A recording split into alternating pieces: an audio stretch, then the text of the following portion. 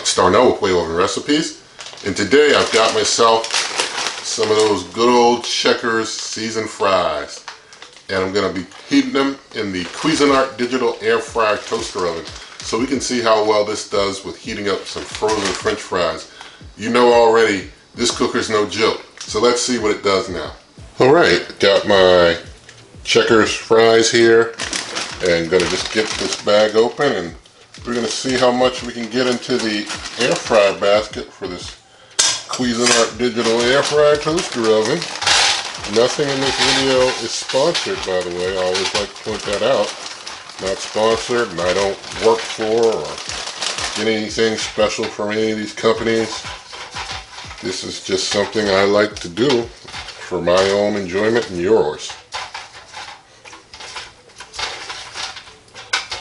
Just gonna get these, just in a thin layer, in a flat layer at least, Don't want them just all on top of each other and such. So, get a nice flat layer of fries as best as I can.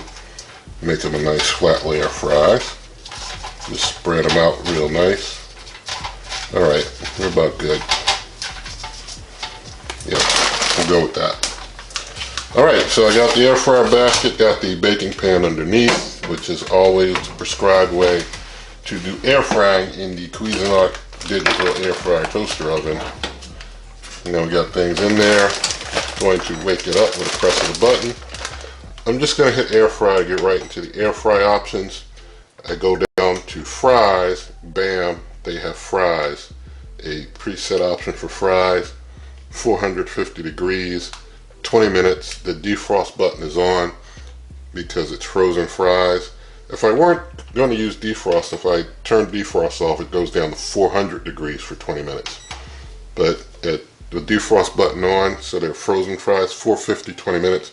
The way this cooker cooks, I'm definitely going to keep an eye on things. You never know with this one. It could cook them up way faster. So we're going to hit start. I'll bring you on back. Alright, 11 minutes have passed. Things have been looking good to me since about 10 minutes. So I'm stopping all cooking right there. And there you have your completed fries in just 11 minutes. So I'm just going to get some of these plated here. I'm going to turn the cooker off. And you hear they're crispy. They're crispy already. You can hear that. They're crispy. So basically gonna get the camera moved around, do a taste test. Alright, here's our fries. Just 10 to 11 minutes.